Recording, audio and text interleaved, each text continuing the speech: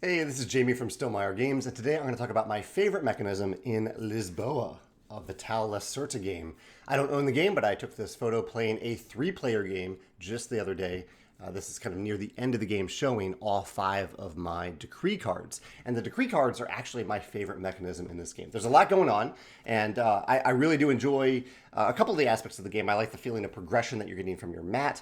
I like the idea that you're cleaning up the city of rubble from 3 different types of natural disasters that happened around the same time in historical Lisbon.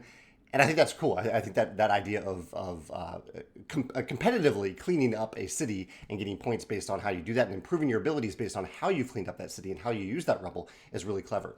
But when the game started and when the game ended, the thing that I enjoyed the most were these decree cards. And you can see them laid out on this long mat right here. There's no particular order to where they are on this mat. It just shows you how many cards, how many decree cards you should have out in the display. And decree cards are end game scoring cards. They give you a variety of different methods, some of which are individual. Like they might say, okay, if you have, let's see if I can remember all this iconology.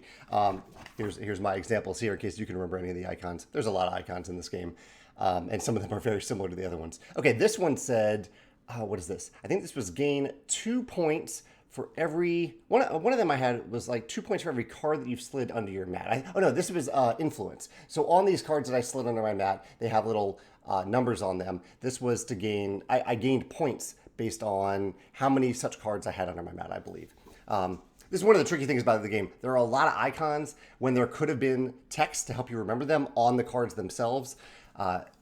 Makes it difficult to remember what all the icons mean. However, the decree cards, they have a bunch of different scoring methods, including some that are individual to you like that, and some which are comparative. Like this one is saying, I need to have a greater than or equal to the most gold resource tokens at the end of the game compared to all the other players. And the crucial thing about these decree cards that I really, really like, other than having these 2 different types of scoring methods, and there's even greater variety among them as well, some of which are due to things that are more interactive and some things that are less interactive. But you get to choose these decree cards throughout the game. And so it's not like at the beginning of the game you need to make a choice. I think we did get maybe 1 decree card at the beginning of the game, and we had a little bit of a choice there. But throughout the game, you can take an action that just gives you more decree cards. It's one of the core ways to score points at the end of the game. And I really like how this remains flexible throughout the game and can change how each game feels. Because in the starting display, you will look at that and think, okay, these are things that I need to start to think about. Maybe there are a couple cards out there that I want to try to get. I'll kind of focus on that, see if I can execute these things and then get those cards, or get those cards and then execute those things.